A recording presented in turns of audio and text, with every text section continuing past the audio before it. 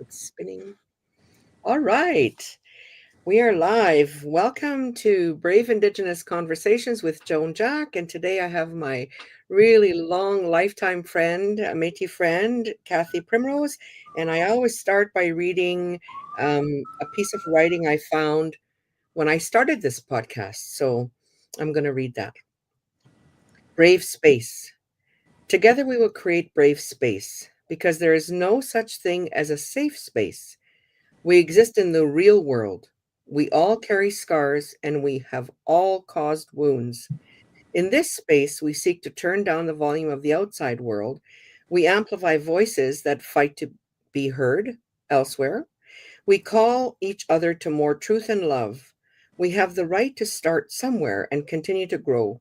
We have the responsibility to examine what we think we know. We will not be perfect.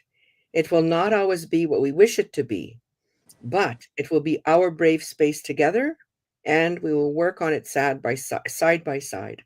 So that was written by Mickey Scott B. Jones, who was a Black woman activist in the United States. And I had memorized what she did, but she did a program that still exists today for young Black girls. And I just love that. So today I'm very nervous. I'm very nervous because our subject today is mental health. And Kathy has kindly agreed and bravely agreed to share about her mental health journey, particularly with ADHD, which used to be ADD, but way back in the day. And we're going to talk about that and then anything else that emerges, because this is not a scripted conversation and or a censored conversation. This is a live conversation. So I begin all podcasts by inviting my guests to introduce themselves, as is the custom in my culture. Go ahead, Kathy. Okay. Well, I'm Catherine Grace Primrose, and I live in Winnipeg, Manitoba. I grew up here. And you mentioned that I'm Métis. That's a new understanding for me. I had no idea what our background was at all. The only thing I knew was that we came from Ontario, and with ancestry and genealogy, and actually my dad passing away, I've been in touch with his side of the family, and so getting to know that, and I'm still in the middle of getting my genealogy done, but and I'm super hyper focused on it and very very obsessed. So yeah, so anyways, it's been incredible because I have, I've always admired Indigenous culture, and I've always had incredible Indigenous friends. So, and part of my journey um, has been getting over shame and guilt about being white, and yeah, because from a very young age, I knew that that was kind of bad, that was kind of wrong, because I did not agree with what was going on in the world. So. And I'm also a bit of a jewelry artist. I love making things for my friends, and some of those I sell as well. I've sold things all over the world, and I'm a sober alcoholic and addict as well. I've been sober 28 and a half years. And yeah, I have 5 kids. My mom lives with us, married for 20 years. 5 birth children. 4 birth children and 1 stepchild. Okay. Yeah, but okay. I've known him since he was born, so nice. He's my son. Yeah. Cool. So this is for those of you watching on YouTube. Where's that camera? This is an example of Kathy's jewelry. This is a bookmark. Look, I need a nail fill. Anyway, this stuff is real. This show is real. Yeah. So Kathy's been a part of our family. My birth sister, Annette, Alex Rusin, who's done podcasts with me that are available at my YouTube. Those of you that are new to the podcast, you can go to my YouTube, and there's a playlist there with all of the podcasts from last year. I think there's, 25 or something. Amazing conversations I had last year with amazing people. And so anyways, my sister Annette met Kathy 28 years ago, I guess, around there, 28, 29 years ago. And she's been a part of our family. And around the identity piece, I wasn't surprised personally when you Yeah, discovered this, because you've always fit in with our culture so smoothly and so, I don't know, just like you always belonged there. So I'm really happy for you. me too. And we were talking before we came on about, the disruptions in our identity. Yeah, we won't go there right now. So most recently, um, Most recently, it was pointed out to me by one of my adult children that she thought I was ADHD. And I was like, "You think so?" And, it wasn't the first time she'd mentioned it to me. And I've had other family members say, there's some kind of mental health issue that you struggle with, because I'm so volatile or so whatever. Like, turn the Joan down, turn the Joan down is the joke in the family. Or even when I describe myself, I've said to people, yeah, no, I had to turn the Joan way down, which is still a thing, because we have to all relate to each other where we're at. Yeah. Um, and so in that the last time that my daughter said that to me, I thought, well, okay, I'll just go get checked. Like, what the hell? I'm open-minded. And I went into a doctor in Winnipeg when I was there, and she said, "How can I help you?" And I said, "I don't know. My kids all think I'm ADHD." And so I said, "I don't know anything about it. I don't know anything about it, and I don't know how people are diagnosed in Manitoba." And yeah, and so she said, "Oh, it's really easy." She said, "I'll print out a questionnaire here, and then, you have to answer the questions honestly, and then we'll see. We'll have a conversation." So I had seen this doctor a few times. And so when I was reading the questions, I thought, "Oh my God, like I'm just acing this. Like, I wish I wish this was a test from law school, because fuck, I'm getting an A." Yeah. And then about a third of the way down, I started putting sometimes in two or three of the places, and I thought, now what's going on?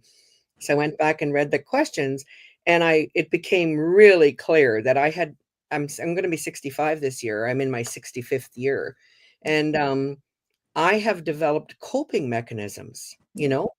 and yeah, we'll talk more about that. And so then she came back and she's like, "Yeah, yeah."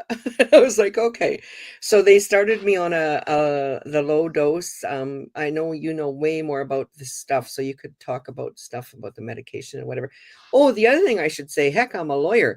We are not doctors. This is not No. medical advice. Yeah. If you hear this and you think you may have ADHD, you need to go to a doctor. Do not rely on anything in this podcast from us. Yeah. Yes, please. So, I'll share more about the experience after you share for a while, Kathy, and what happened after that, like after I started the medication. So you go now. What do you want to say? Um, yeah, my experience was very similar to yours. Although in elementary school, I was telling you I was having a really challenging year in grade 3, and um, and I mean, I was beating kids up. Um, it was a huge challenge to do work. I couldn't sit still. My mind kept daydreaming, and I actually attacked the teacher for trying to tell me what to do. Um, punched him in the stomach and threw all the chairs off the desks, and like it was crazy. And so my mom took me to the doctor, and the doctor just said, "Yep, she's got ADD. Here you go. You should give her medicine." And my mom said, "I'm not drugging my kid." So she took me to another doc. She said, "I want a second opinion." And he was really resentful at her for even asking that. Hmm. And so she did, though, and which is incredible because she Yes, was a very yeah. shy person. and she's not one to fight like that. But she took me to another doctor, and the doctor said, "Oh my God, I can't believe he tried to just put her on drugs right away." And I mean, the thing was, this was right after Halloween. So, Mm. and my mom didn't, I had a bowl of candy under the TV and I ate that whenever I wanted. And so, and this was the first time in my life I had ever had a man tell me what to do, Mm. ever in my life. I didn't grow up with a dad, and this was my first male teacher. And, him telling me what to do was like, fuck you, Mhm. absolutely not. Mhm. So this new doctor put me on a special diet of like no preservatives, no food coloring, no sugar, and it was amazing. Like that really worked. Grade 4, I had the same teacher in grade 2 and grade 4, and she could not believe I was the same kid. It was just a Mm. completely different experience for Just her. from the dietary changes. Yeah. And so I just thought, well, doctors are stupid and they're just trying to drug you. And I took that into accept that. From a very young age, I had anxiety. Once I hit 12, I had really bad depression. I had no discipline, no boundaries. I couldn't follow through on things. I couldn't learn the way that other kids were learning. I couldn't focus. Like Mhm. all those problems were still there, but Mhm. it was, I'm very smart, so I learned how to cope. Like you said, I learned coping, and they call that masking.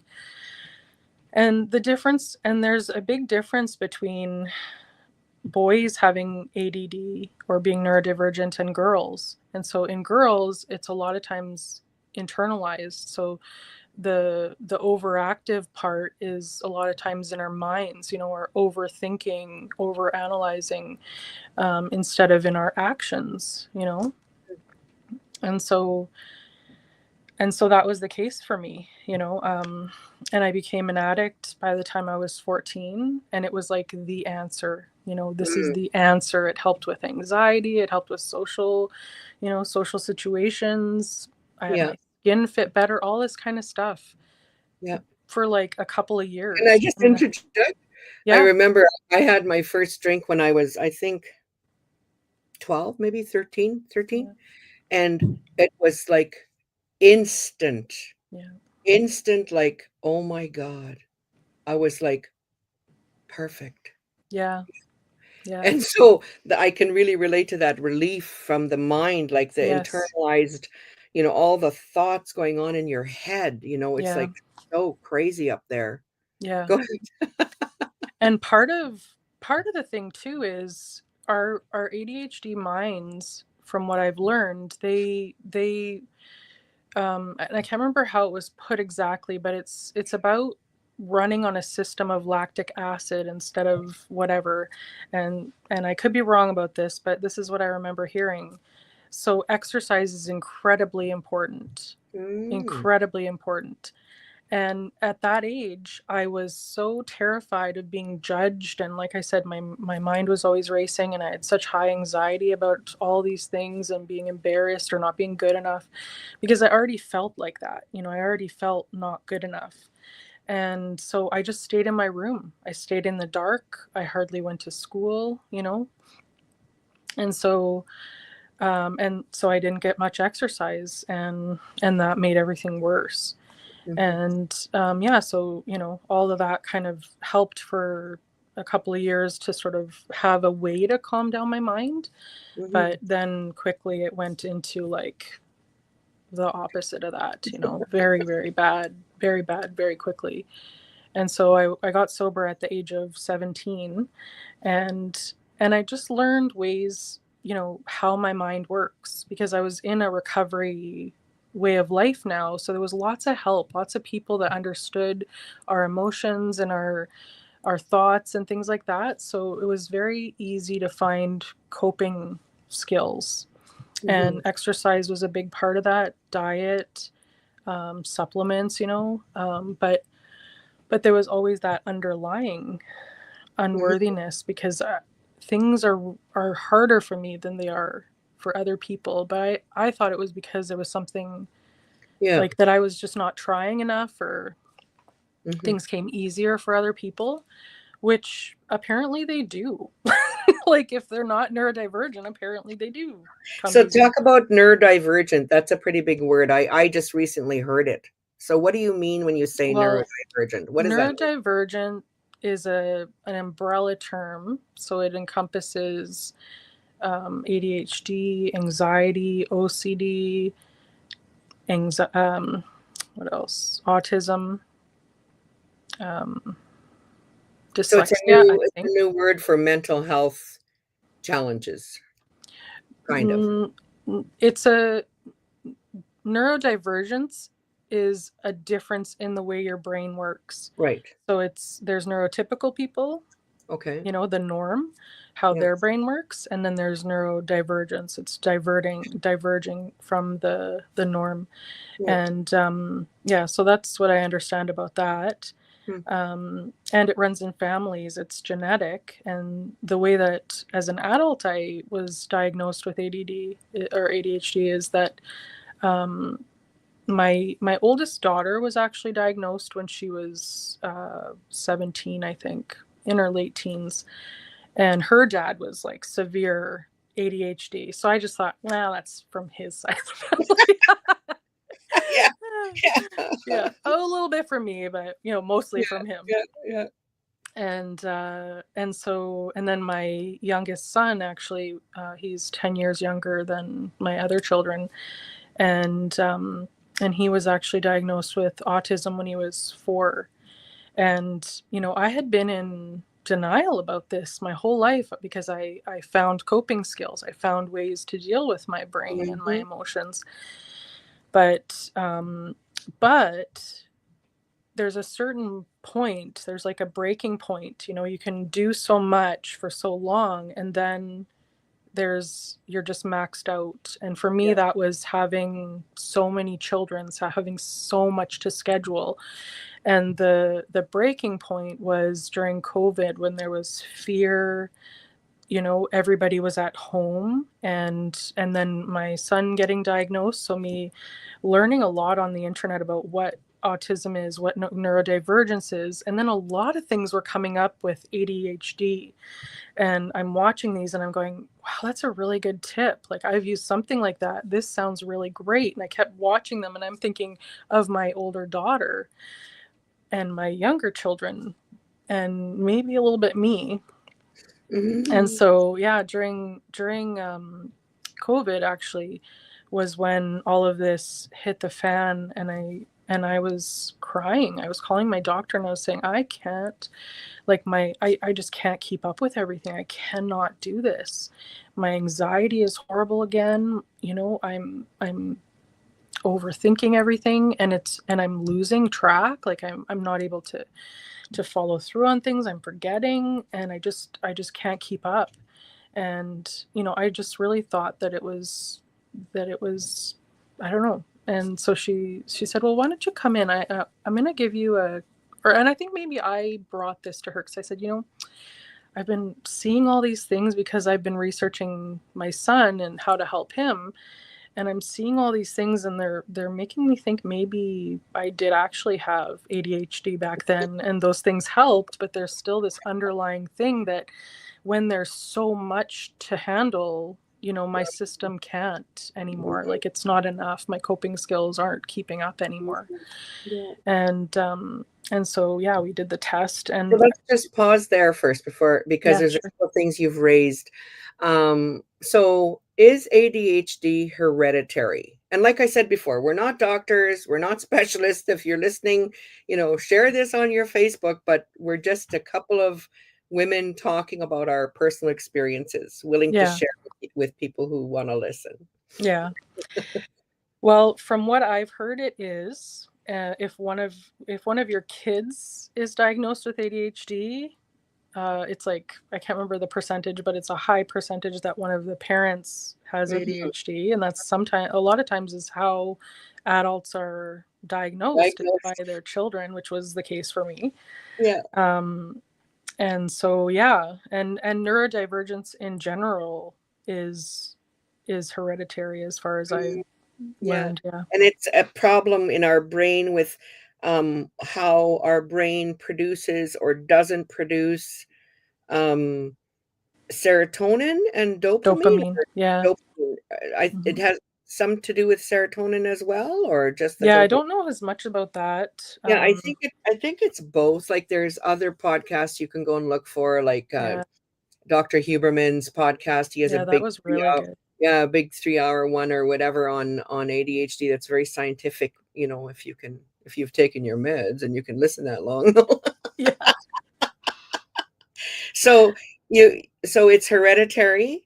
And I'll just share a funny with you. When I told my mom's 85 now, I said to her, "Yeah, the doctor says I'm ADHD and I'm going to start taking these medications." She said, "Oh, well, you didn't get it from me. It's your dad."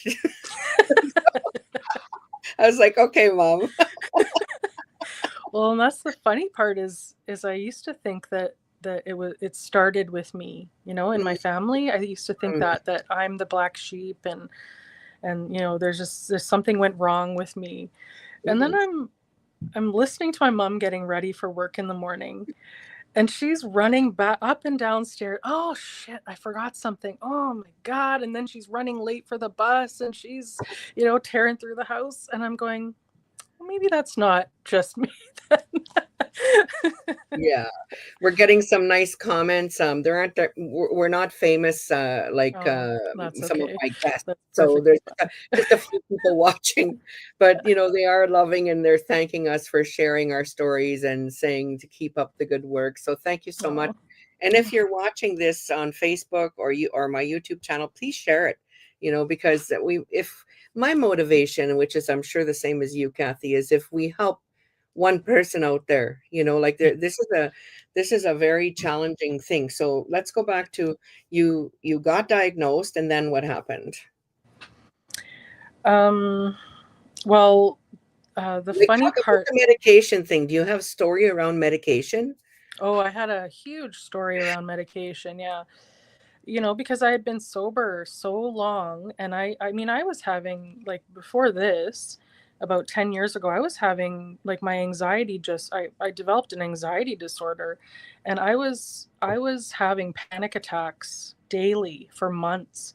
And I didn't go to the doctor for that. I didn't get help for that. I just, Wow. I walked an hour every day. I changed my diet, more protein, less sugar, no caffeine, blah blah blah. And so, it's never been on the table. And I mean, I had tried antidepressants when I was 18 because I was really suicidal. And it didn't help me. That wasn't the problem. Um, but so it just wasn't on the table for me. That wasn't even why I was looking for this diagnosis. It was more, I really don't want to feel like a fraud when I'm watching these videos and relating so much and using their advice and things like that. And I didn't even decide to take the medication until the end of my doctor's appointment. And she was because I was talking about that I have this racy brain, and I had always thought, I'm just not working on my character defects enough. I'm just not, I just don't have enough of God. I just am not doing enough for my mental health and my emotional health. And then I was telling her, my brain just will not shut up, and it's like rabbit holes. Every time I'm reminded of something, I'm going into, and I can't get out. Like I have to physically keep myself in the moment. And I've read books like The Power of Now and things like that, and it's an impossibility for me to live that way on a normal basis, because if I'm just calm, my brain's, you know Hmm.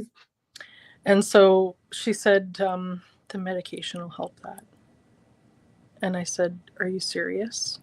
And she said, yeah, because that's ADHD. That's how we're hyperactive. Usually in Wow. women, it's our minds that are hyperactive. Yeah. And that's the truth. Like, from the first time I tried that medication, I was in the present.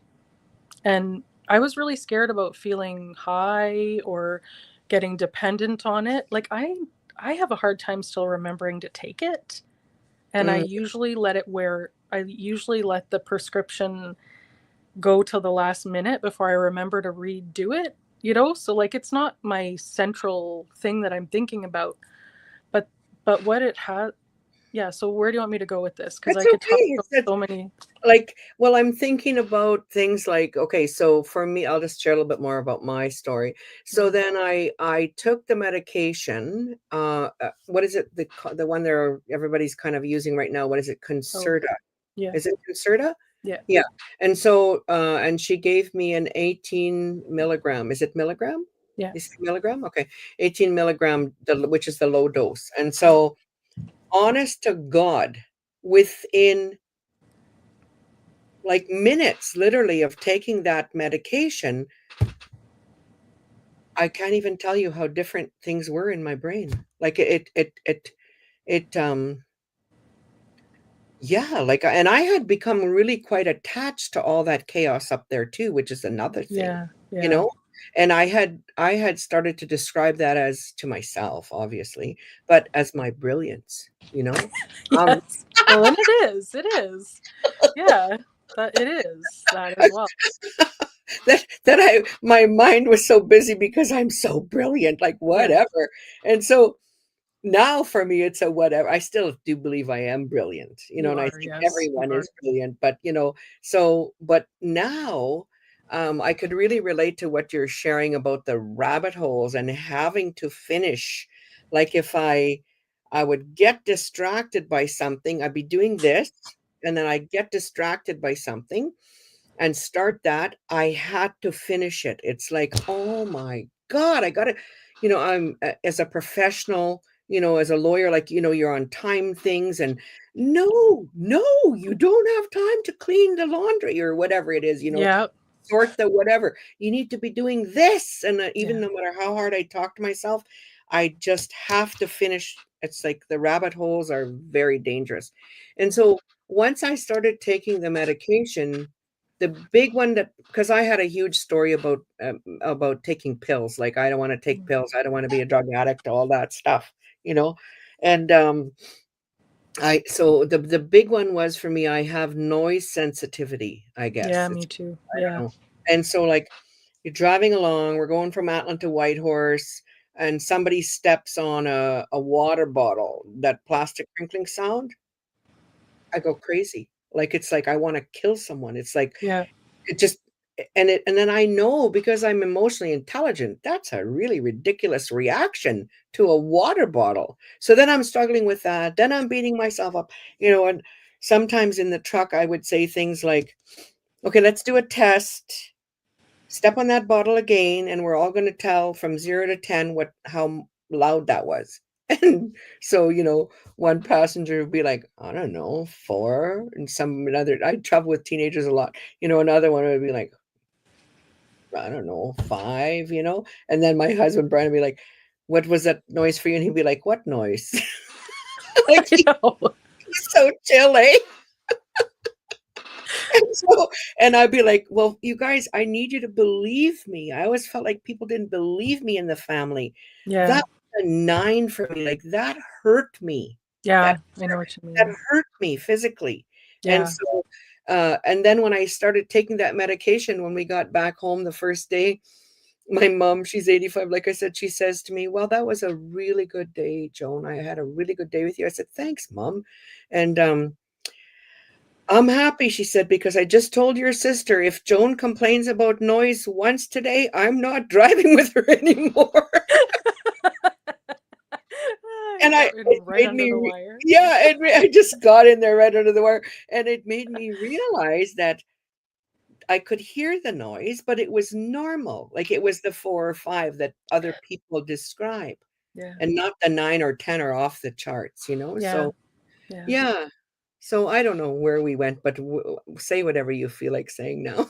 yeah, yeah. Well, Like, what do you think people should know? Not that we're diagnosing or giving advice, but like for me, the most important part of my experience so far, which hasn't been very long, is the sound, the relief from the sounds. mhm, It's just incredible.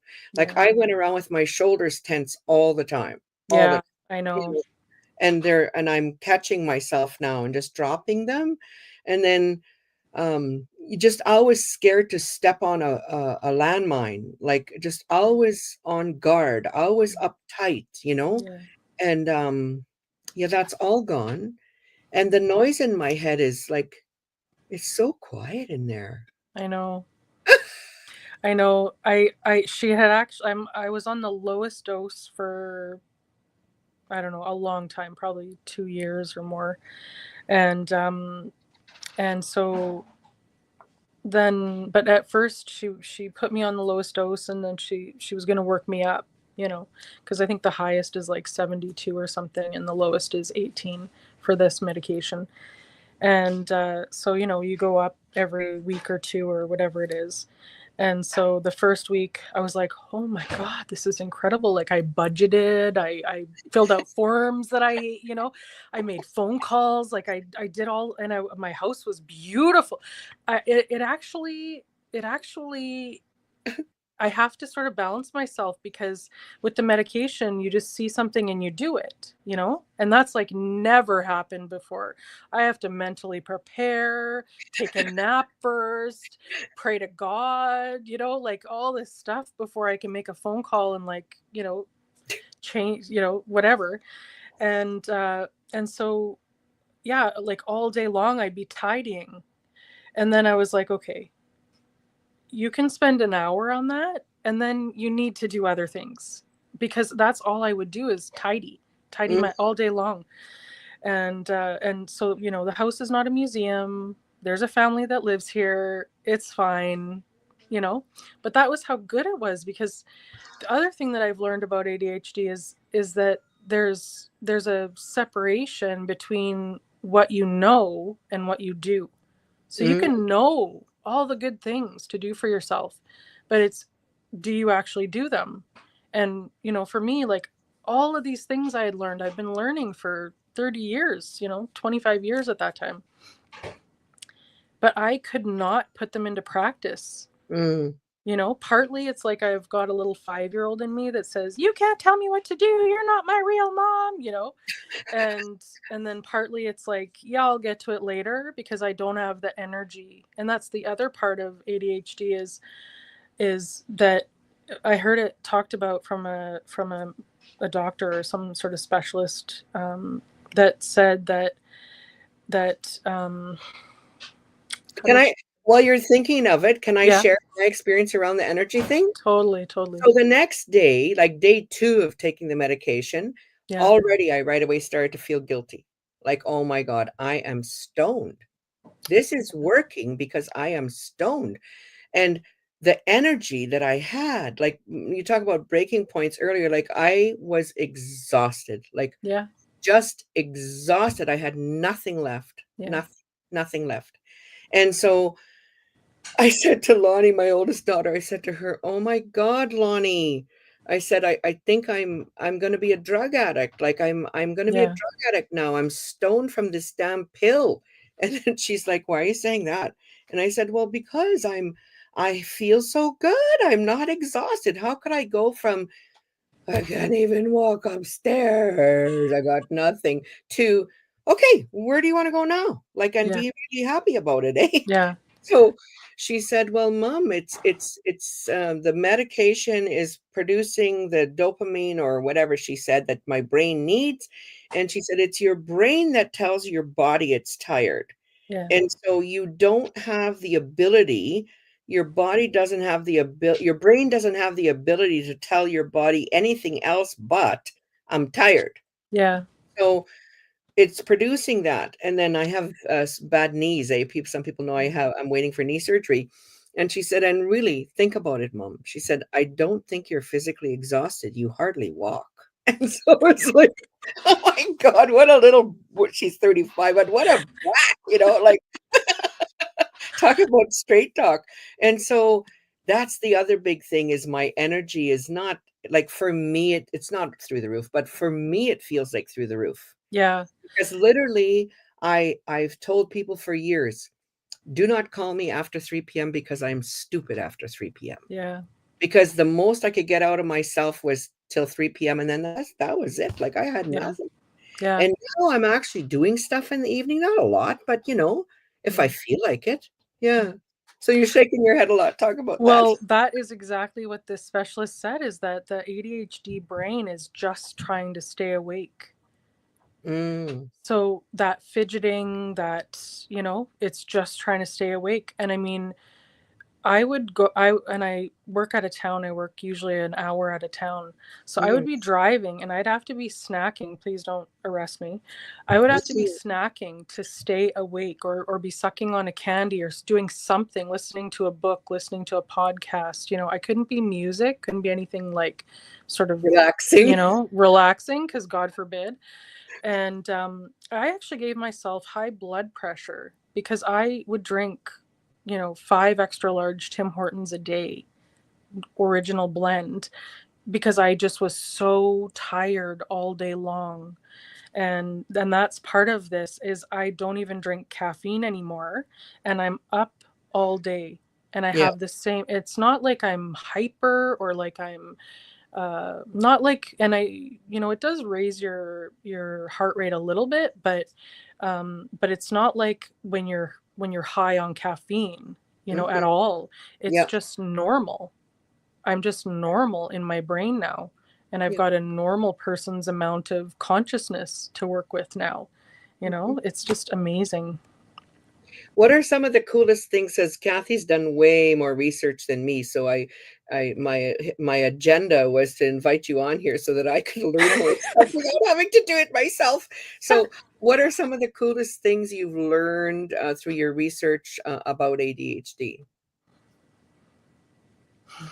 Oh, um I don't know if I can think of the coolest, but or were you surprised? You were like, "Oh, I didn't know that," or oh, you know what? that Actually, explains that. yes. Okay. Something that is very common for people with ADHD is, it's called rejection sensitivity dysphoria, Mm, where you have a huge sensitivity, about being rejected. So I remember I asked this woman for training, and all she said to me was, "Oh, okay, well, let's have a meeting, we'll talk about that." And I took that as absolutely not. I just want to do it in private so that I can tell you absolutely not. You know? I asked another woman, and she said, "Okay, that's, yes, I'm willing, but I don't want you to take this and then do XYZ with it." And I mhm, took that as a no. mhm, If somebody's looking at me weird, I remember this moment with my client.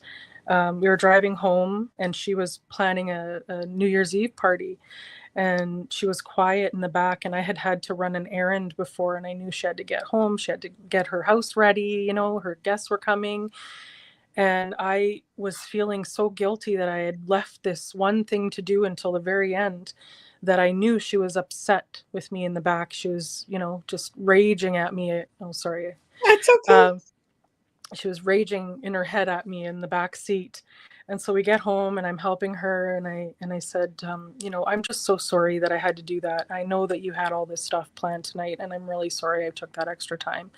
And she said, "What?" And I said, "Well, you've just seemed upset with me, since we left." And she said, "Oh, no, no, no, sorry, sorry. I was just trying to figure out what happened to my other sock. I wanted to wear this pair of socks tonight, but I remember the last time I tried to wear them, I could only find one of them. And I'm just trying to think what on earth I did with them." And I was like, "Are you kidding me?" Like, I'm thinking I'm going to be fired. I'm thinking I'm a horrible worker, like all this stuff. And she's going, "Oh my God, no, no, no, no, absolutely not." So that has been a huge thing to know. There's actually a term for that, and Yeah. it's very You common. remember the full thing? Because 'Cause I've struggled with that all my life, Yeah, like, it's called rejection sensitivity, rejection sensitive dysphoria, something like that, or rejection dysmorphia. sensitive dysmorphia. Dysphoria. Dysphoria, Dysphoria or dysmorphia, I can't remember, okay. but it's I'll have it's to where do it's some off. You're and that yeah. so you just go through life assuming you're rejected. Yeah. Yeah, Somebody's got a stern look on their face across the room. "Well, they hate me. I wonder what I did." And then I'll go, my racy, crazy yeah, brain will go into yeah, these rabbit holes of yeah. trying to think, like, what else. And then the executive function was really incredible to learn, that it's not because I It haven't done what my is it work what enough. is executive function? Some people listening might not know. Executive function is prioritizing things, knowing in a day, knowing what is the thing that has to be done today, and what are some things, if I get those things done, that I'll have time for. Mhm. You were talking about doing something that you had to finish before you could, and you were, you're a lawyer, you're being paid for Yeah, all this. yeah, Well, for me, I had an appointment, and it was a phone call, and I was downstairs, and I had found this notebook, and there were pages in it, and I thought, well, this is a perfectly good notebook, but I had just wasted these first pages, so I was taking them out. And then there was, in the middle of the coils, there was like extra pieces of paper. yeah, I yeah, could not force myself away from that stupid project that yeah. I hadn't signed up for. It wasn't on my to-do list. There was no reason for me to be doing that. It was $1, maybe even 50 cents, maybe even 15 cents notebook. And I'm spending half an hour trying to take it apart. So things like that, prioritizing, emails. Like, I have thousands of emails. I have to spend a day every now and then because my brain will not let me do it on a regular basis. I never thought of that. Oh my God. I have 20,000 unopened I emails. know. And I actually tell people, like in my professional life, okay, if you've emailed me, you need to text me and say, Joan, go look at your email now. And I will. I promise I will. I'll go look and, Yeah, whatever. It's I like, know. Yeah. So that's executive oh my function, God. making sure that you're paying all your bills on time, because I would think, I have the money to pay my bills, and I would miss something. For 3 months, I missed my phone bill for 3 months because I don't have, and I mean, I took business admin. I graduated from that program. There is no reason for me not to be able to pay all my bills on time. I've Yeah, got the skills. I know how yeah. to budget, but it's that, if I Follow lost through. another, Follow through. and that was the other thing is I would go into hyperfixations, which means like you're completely focused on one thing. And to live a well-balanced life, you need to spend time on your physical, your mental, your emotional, your social, Here. all of these, and Yeah. work, and yeah, all the different areas of your life. I could only do one area at a time. If I needed to lose weight, that is all I could focus on. That's all I would talk about. That's all I would do. If it Mm, was my spiritual life, that's all I would do. If it was my mm, budget and my finance life, that's all I could do. I did mm. not have enough energy to break up, to break up my attention. And now I do just these little spot checks after Go ahead. You go ahead. After what? after after this journey. Like, now what my life is like today Yeah. is I'm learning French. Yeah. Like, I've spent almost 2 full years every day doing a little bit of French every day. I'm learning music. Like, I'm using this app, Duolingo, which is very ADHD friendly. If you're interested in learning a language or math, they've got a few different skills. But yeah, so, and I've got energy to put into these micro, you know, m- little micro areas. My house is tidy Hmm. all the time. I'm able Hmm. to, the other thing I used to do was get really angry and overwhelmed, Oh, yeah. because I didn't know how to ask for help, and I figured I should be able to keep our house, there's 6 to 8 people living in our house at any Hmm. time, but I should have it all together.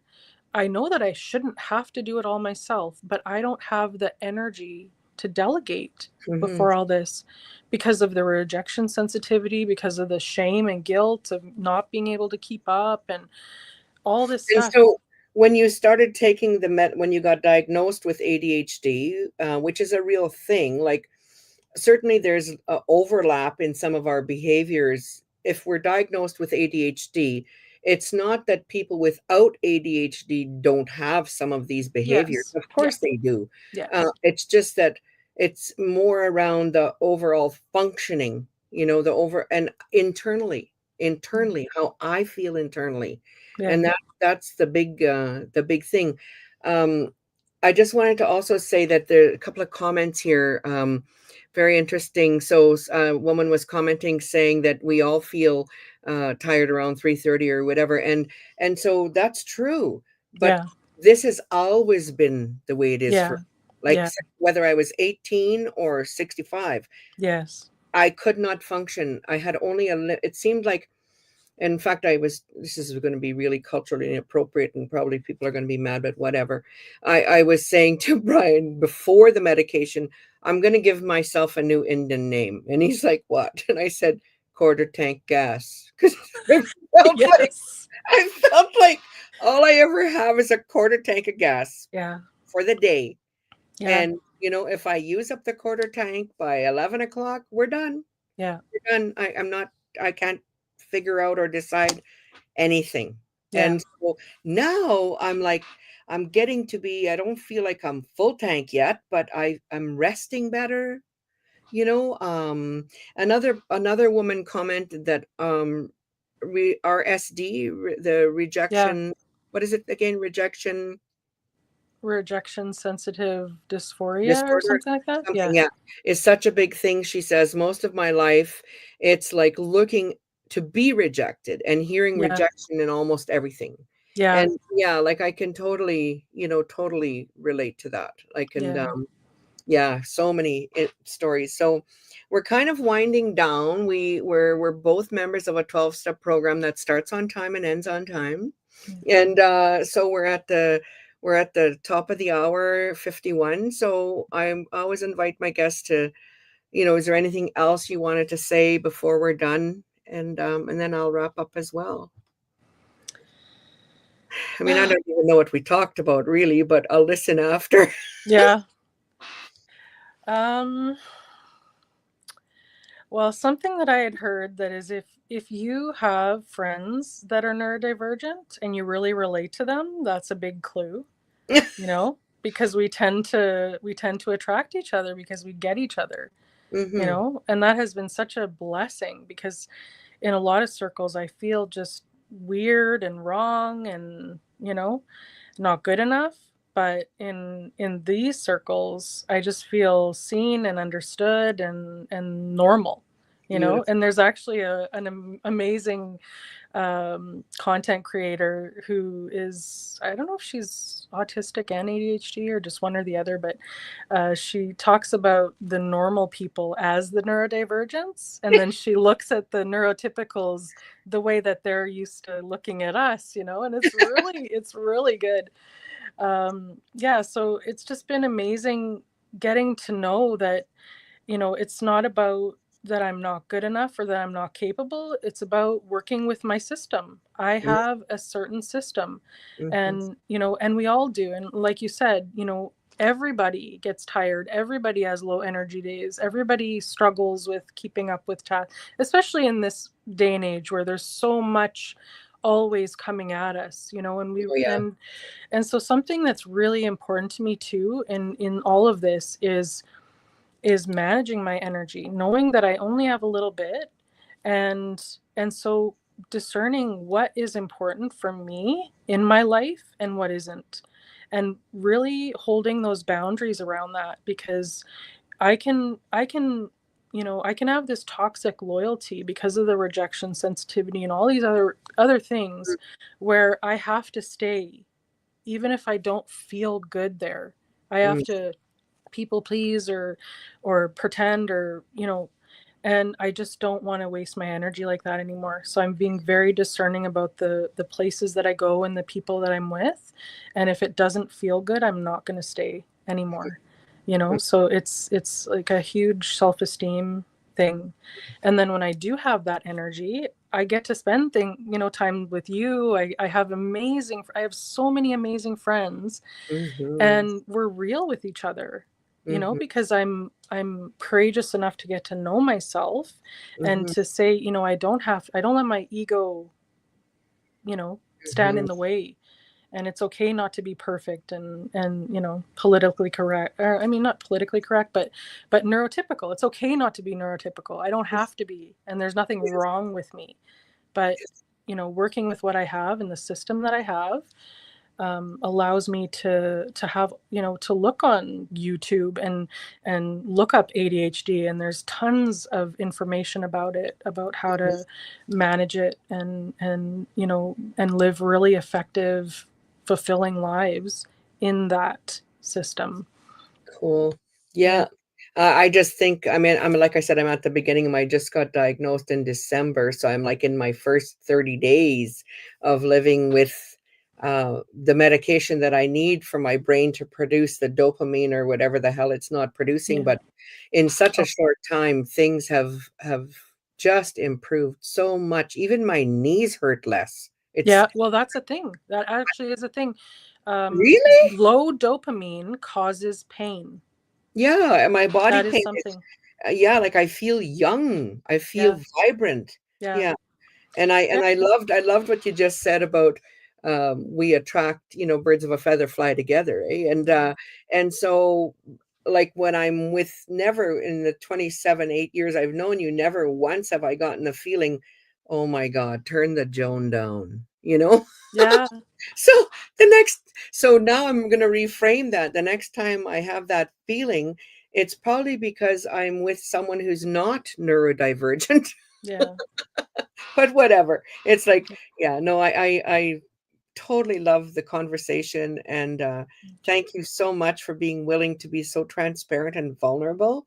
And I just love doing this stuff. And so those of you that, I'm just going to close now. Those of you that are watching live, if you shared it on your Facebook, that's great. If you watch after, even if it's not for you, share it. It might be for somebody else.